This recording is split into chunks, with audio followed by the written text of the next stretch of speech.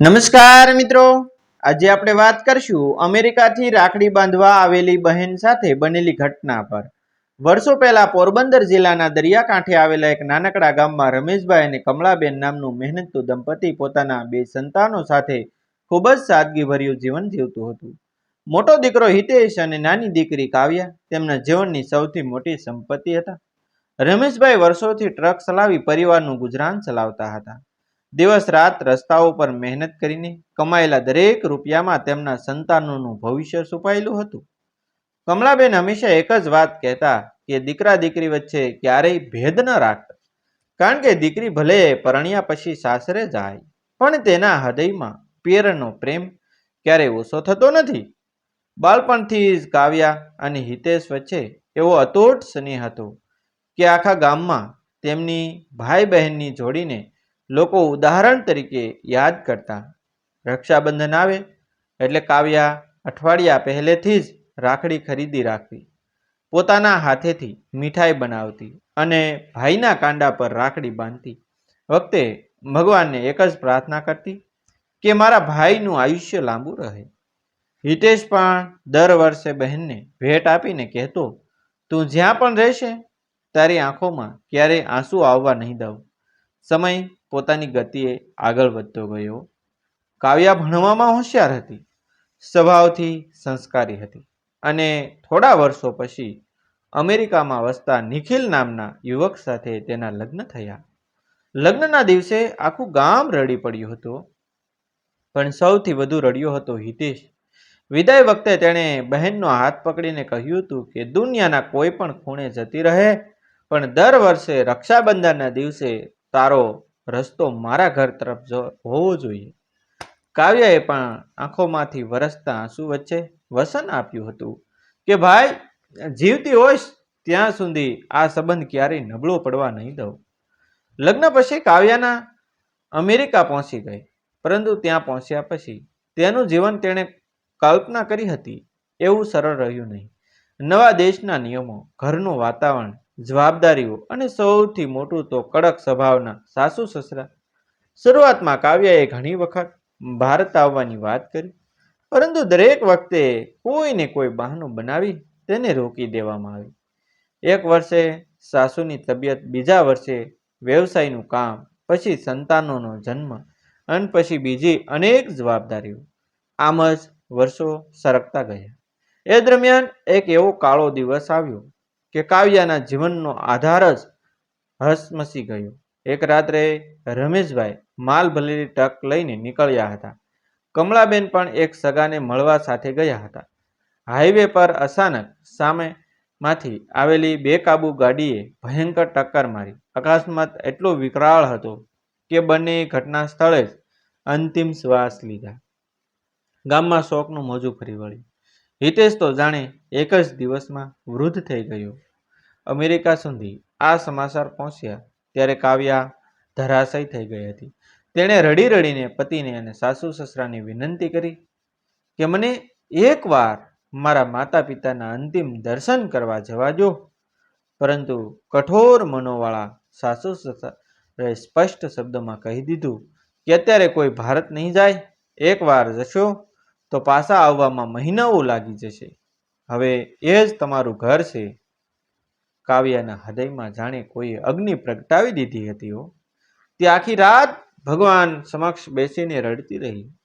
તેને સૌથી વધુ પીડા એ વાતની હતી કે માતા પિતાના અંતિમ દર્શન પણ તેના નસીબમાં નહોતા। ત્યારથી તેના હૃદયમાં એક ભાર હંમેશા જીવતો રહ્યો કે તેણે માતા પિતાનું છેલ્લું કર્તવ્ય પણ નિભાવ્યું નહીં। સમય આગળ વધ્યો। હિતેશે પણ માતા પિતાની યાદમાં પોતાને કામમાં ઝોકી દીધો। ગામના લોકોના આગ્રહથી તેણે મીના નામની યુવતી સાથે લગ્ન કર્યા। શરૂઆતમાં બધું સારું લાગતું હતું। કાવ્યા ફોન કરતી ત્યારે હિતેશ હંમેશા હસીને વાત કરતો, પણ ધીમે ધીમે ફોન ઓછા થવા લાગ્યા। ક્યારેક મીના ફોન ઉપાડતી અને ઉતાવળમાં વાત પૂરી કરી દેતી, તો ક્યારેક હિતેશ કામમાં હોવાનું બહાનું મળતું।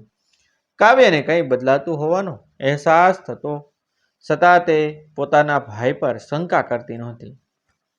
5 વર્ષ વીતી ગયા।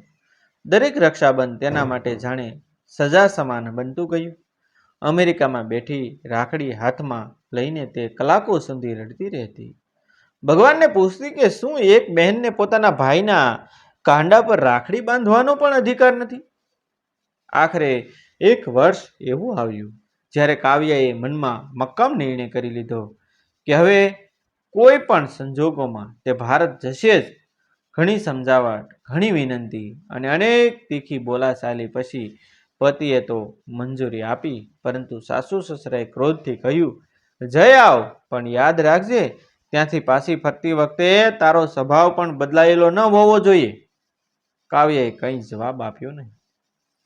તેણે માત્ર ભગવાન શ્રી કૃષ્ણની મૂર્તિ આગળ હાથ જોડ્યા અને મનમાં કહ્યું કે હે નાથ, આ વખતે મારા ભાઈના હાથમાં રાખડી બાંધ્યા વગર હું પાછી નહીં ફરું.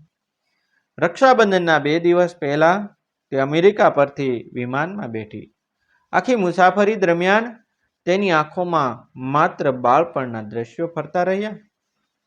અમદાવાદના વિમાન મથક પર પગ મૂકતા તેણે માટીને નમન કર્યું. આંખોમાંથી આનંદના આંસુ વહેવા લાગ્યા. બસમાં બેસીને જ્યારે તે પોરબંદર તરફ નીકળી ત્યારે રસ્તાના દરેક વૃક્ષ, દરેક ખેતર અને દરેક પવનના ઝોકામાં તેને પોતાના માતા પિતાની યાદ આવતી હતી. હાથમાં રાખડીનું નાનું ડબ્બું, ભાઈ માટે લાવેલી ભેટ અને હૃદયમાં વર્ષોથી સસવાયેલો પ્રેમ લઈને તે પોતાના ગામ તરફ આગળ વધી રહી હતી. કાવ્યા સાંજ પડતા પોતાના પિયરના આંગણા સુધી પહોંચી.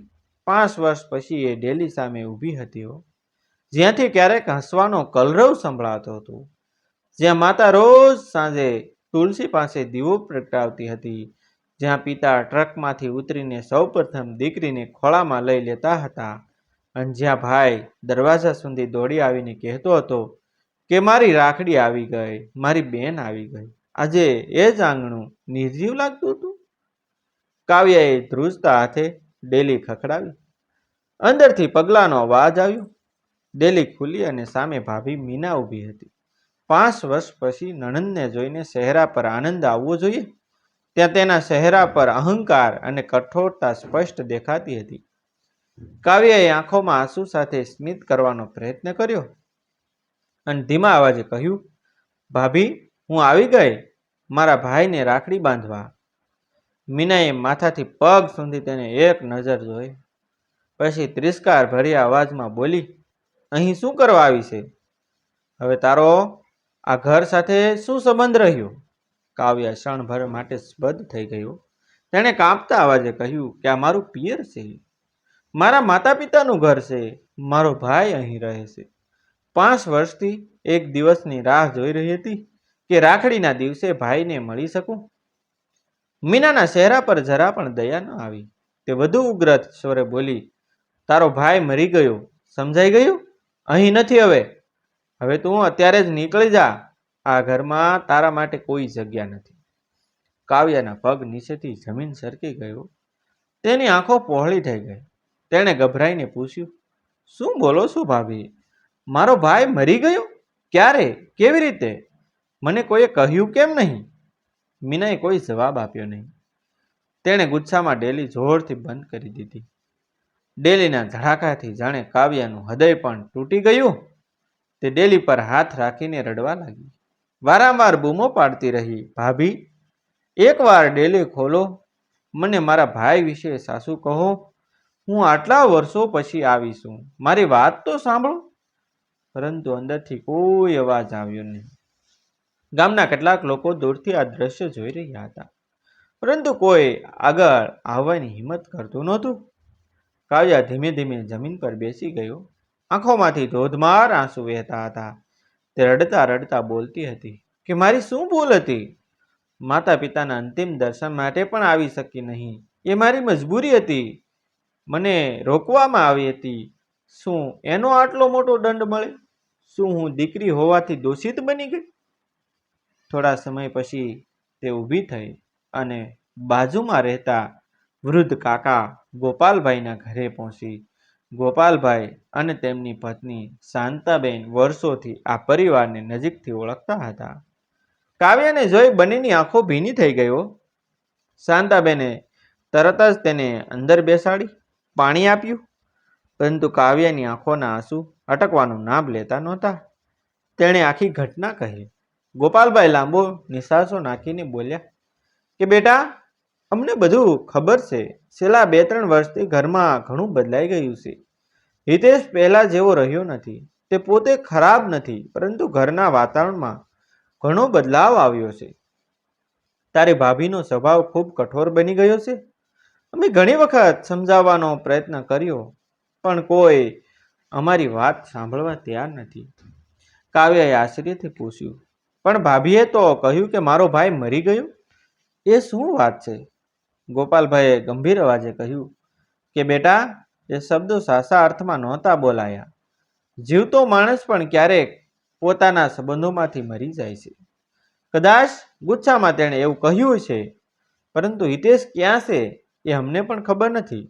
સવારથી ઘરમાં દેખાયો નથી. આ સાંભળીને કાવ્યાના હૃદયમાં નવી આશા જાગ્યો, પરંતુ દુઃખ ઓછું થયું નહીં. તેણે ભગવાનની મૂર્તિ સામે હાથ જોડ્યા અને ધીમેથી કહ્યું કે હે દ્વારકાધીશ, મારી પાસેથી જો કોઈ ભૂલ થઈ હોય તો તેની સજા મને આપજો, પણ મારા ભાઈ સાથેનો સંબંધ ન તોડતા હો. શાંતાબેન તેની બાજુમાં બેસીને માથા પર હાથ ફેરવતા રહ્યા. થોડા સમય પછી તેમણે પ્રેમથી કહ્યું કે બેટા, રડવાથી કોઈ પાછું આવતું નથી. તારા માતા પિતાએ આખું જીવન સંબંધોને સાચવ્યા હતા. આજે તું પણ એ જ કર. જો તારો ભાઈ અહીં ન હોય તો પણ તું આ રાખડીને વ્યર્થ ન જવા દે. કાવ્યાએ આશ્ચર્યથી તેમની સામે જોયું. શાંતાબેને પોતાના દીકરા મનોજને બોલાવ્યો. મનોજ બાળપણથી હિતેશનો જીગરનો મિત્ર હતો. શાંતાબેને કહ્યું કે બેટા, આજથી કાવ્યા તારી પણ બહેન છે. આ રાખડી તારા હાથમાં બંધાવી દે. બહેનના આંસુ વ્યર્થ ન જવા જોઈએ.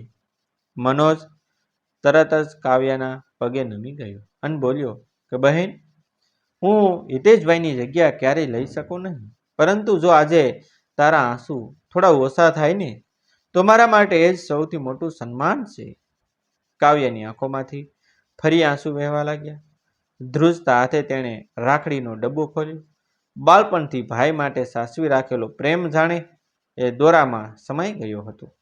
તેણે ભગવાનનું નામ લઈને મનોજના કાંડા પર રાખડી બાંધી, આરતી ઉતારી અને કાંપતા અવાજે કહ્યું કે ભગવાન તને લાંબુ આયુષ્ય આપે.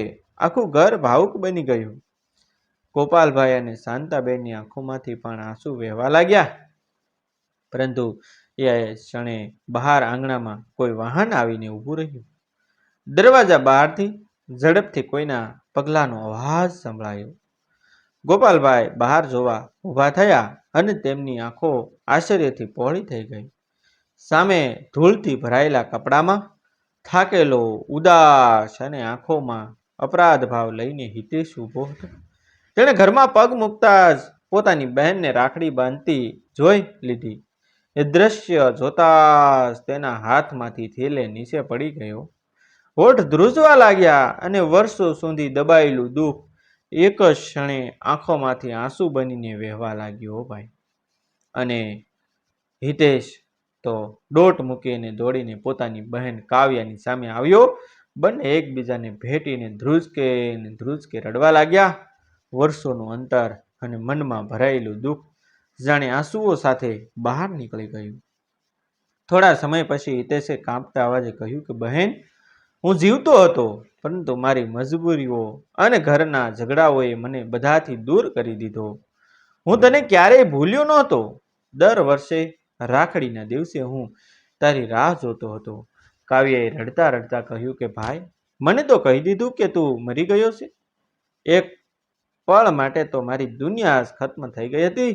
એટલામાં મીના પણ ત્યાં આવી પહોંચી. ગામના લોકોની સામે તેને પોતાની ભૂલનો અહેસાસ થયો. ગોપાલ કાકાએ કડક શબ્દમાં કહ્યું કે દીકરીને પિયરથી દૂર કરનાર ક્યારેય સુખી થતો નથી. સંબંધો સંપત્તિથી નહીં, પ્રેમથી ટકતા હોય છે. મીનાની આંખોમાંથી પસ્તાવાના આંસુ વહેવા લાગ્યા. તેણે કાવ્યાના પગ પકડીને માફી માંગી અને કહ્યું કે મારાથી ખૂબ મોટી ભૂલ થઈ ગઈ છે, મને માફ કરી દો. કાવ્યાએ તરત જ તેને ઊભી કરીને કહ્યું કે આજે રક્ષાબંધન છે. આજે વેર નહીં, માત્ર પ્રેમ જીવતો રહે. ત્યારબાદ કાવ્યાએ પોતાના સાસા ભાઈ હિતેશના કાંડા પર રાખડી બાંધી આરતી ઉતારી અને ભગવાનને પ્રાર્થના કરી કે કોઈ પણ બહેન પોતાના ભાઈથી વર્ષો સુધી દૂર રહેવાની પીડા ક્યારે ન મળે. આખું ગામ આ દ્રશ્ય જોઈ ભાવુક બની ગયું. એ દિવસ પછી હિતેશે પ્રતિજ્ઞા લીધી કે કોઈ પણ સંજોગોમાં પોતાની બહેન સાથેનો સંબંધ ક્યારેય નબળો પડવા નહીં દે. અને મીનયે પણ કાવ્યાને પોતાની સગી બહેનની જેમ સ્વીકારી લીધી. કહેવાય છે ને કે લોહીના સંબંધો ક્યારેક સમયથી દૂર થઈ શકે, પરંતુ સાસુ પ્રેમ અને રાખડીનો પવિત્ર દોરો જો હૃદયથી બંધાયેલો હોય ને, તો દુનિયાની કોઈ તાકાત તેને તોડી શકતી નથી. રક્ષાબંધનનો એ દિવસ માત્ર એક તહેવાર નહોતો, પરંતુ તૂટેલા સંબંધોને ફરીથી જીવંત કરનાર એક પવિત્ર ક્ષણ બની ગઈ હતી. ડિસ્ક્લેમર: આ વાર્તા માત્ર મનોરંજન, સામાજિક જાગૃતિ અને પારિવારિક સંબંધોના મૂલ્યને રજૂ કરવાના હેતુથી લખવામાં આવી છે. વાર્તાના તમામ પાત્રોના નામ, સ્થળો અને પ્રસંગો કાલ્પનિક છે અથવા સર્જનાત્મક રજૂઆતના ભાગરૂપે બદલવામાં આવ્યા છે. જો આ વાર્તાનો કોઈ ભાગ કોઈ વ્યક્તિ, ઘટના અથવા સ્થળ સાથે મળતો આવે તો તે માત્ર સંયોગ માનો. આ વાર્તાનો હેતુ કોઈ વ્યક્તિ, પરિવાર, સમાજ, સંસ્થા કે સમુદાયની લાગણી દુભાવવા અથવા અપમાન કરવા માટેનો નથી. થેન્ક યુ મિત્રો. મળશું આપણે એક નવા વિડીયો સાથે, એક નવી સ્ટોરી સાથે. ત્યાં સુધી આપ સૌનો આભાર.